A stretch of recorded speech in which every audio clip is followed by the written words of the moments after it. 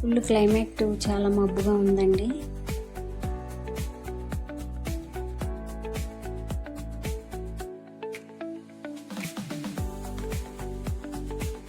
Full కేకా మండలం కింద పట్టేసింది మేఘం అయితే.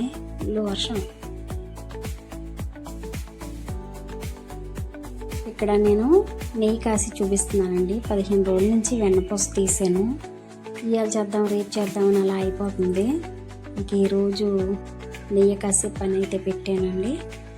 అలాగే మన ఛానల్ కొత్తగా ఎవరైనా చూసినట్టయితే ఒక లైక్ చేయండి, మన ఛానల్ సబ్స్క్రైబ్ చేయండి. ముందుగా నా వీడియో మీకు నోటిఫికేషన్లోకి రావాలంటే ఆల్ అనే బెల్ ఐకాన్ ఒకసారి కొట్టండి. నేను వీడియో పెట్టగానే ఏ వీడియో అయినా మీకు నోటిఫికేషన్లోకి వచ్చేస్తుంది. నేను వెన్నపూస అనేది ఇది కాసి పాలు ఫ్రిడ్జ్లో పెట్టి తెల్లారి మీగడ తీస్తానండి. మీగడ తొరక అనేది మిక్సీ పట్టానండి. వెన్నపూస అయితే ఇలా వచ్చింది.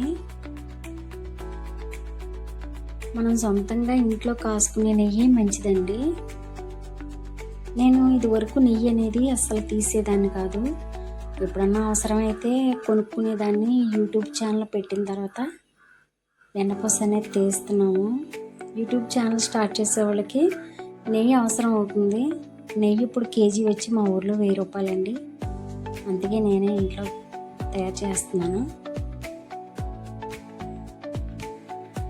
అందరికి ముందు సంక్రాంతి రోజు ఉంది కదా, ఏ చున్నుండలు చేసుకోవాలన్నా ఏదైనా మనం ఇప్పటి నుంచి తీసుకుంటే కానీ కొంచెం అప్పటికి వెన్నపూస నెయ్యి అవుతుందండి.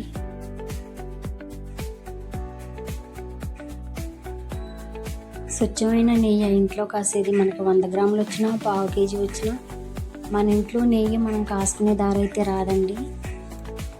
బయట నెయ్యి అయితే అందులో కొంచెం డాల్డాలు కలుస్తాయి, ఆయిల్ కలుస్తుంది.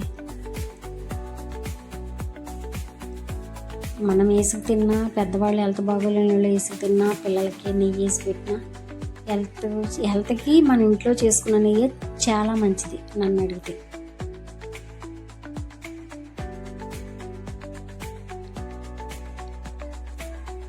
మేమైతే పాలు వాడకం ఇళ్ళ దగ్గర పెట్టమండి. పాల కేంద్రం కాడ 2 రోజులకు ఒకసారి పాలు తెచ్చేసుకుంటాం. తెచ్చుకుని 1 లీటర్ పాలు బాగా మరగబెడతాను సిమ్లోను.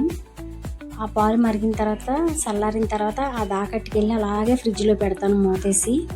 తెల్లారికి అది కొంచెం మందంగానే మేగడ కడుతుంది. ఆ మేగడ తీసి ఫ్రిడ్జ్లో పెడతాను. పాలు అప్పుడు కాసి తోడుచుక్కేస్తాను తెల్లారి.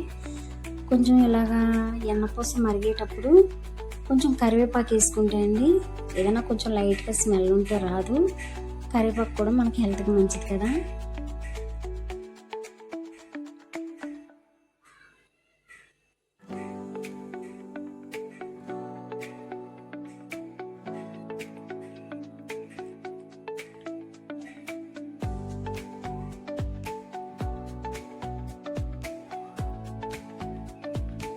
ఇలా నెయ్యి తయారయ్యేటప్పుడు విడివిడిగా విరిగిపోయినట్టు ముక్క చెక్క కింద అలా వస్తుంది.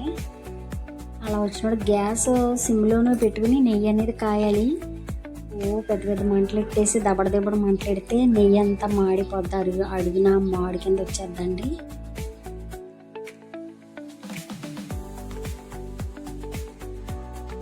చూసారా, నెయ్యి తయారయ్యే ముందు పాలు ఎలాగా కనపడుతున్నాయో విడివిడిగా ముక్క చెక్క కింద.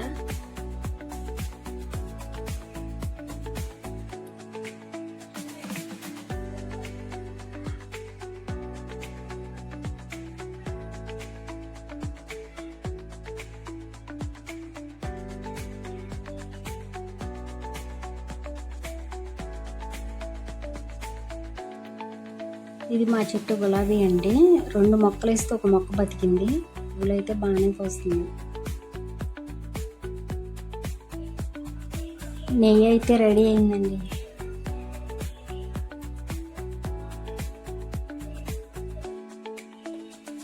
నెయ్యి కాగిపోయింది, చల్లారింది. బాటిల్లో కూడా పోస్తున్నానండి. నెయ్యి అయితే రెడీ అయిపోయింది. టేస్టీ కమ్మని నెయ్యి రెడీ అయిందండి.